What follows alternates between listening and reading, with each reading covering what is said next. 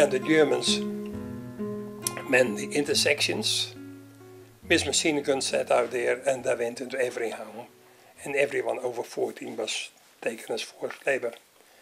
I was picked up on the street. I was walking on the street, thinking I was safe, but because of my size, they said I was over 14.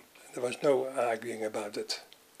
I was tossed in the back of a truck, and the first night we stopped overnight in a place called Amersfoort, where there was a big concentration camp where all the Jews were harbored. They were burning people in ovens to grind up the bones for fertilizer.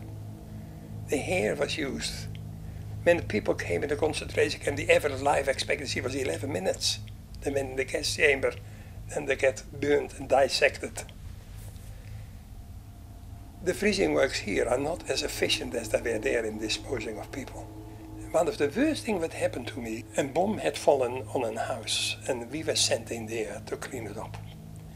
And there was a woman just halfway in giving birth. She was dead, the midwife dead. And I had to clean up that mess. I knew where babies came from. When I was in that situation as 12 years old, I saw all the misery of the war. That is just the impressive time of your life. Then I became angry. When liberation came, that was a memorable day, but the anger stayed with me. If somebody had given me enough ammunition and a machine gun, I would have killed every German, men, women and children included. I would have been even worse than the Germans themselves. But that was the anger I carried with me. I was a wild man on motorbikes.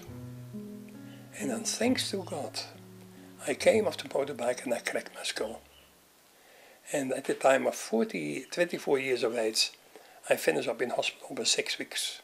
And then the most memorable day in my life was not the day I was born, not the day that the war started, or Liberation Day. The most memorable moment in my life was when one of the nurses gave me a pocket Bible when I asked her, "Have you got something to read for me?"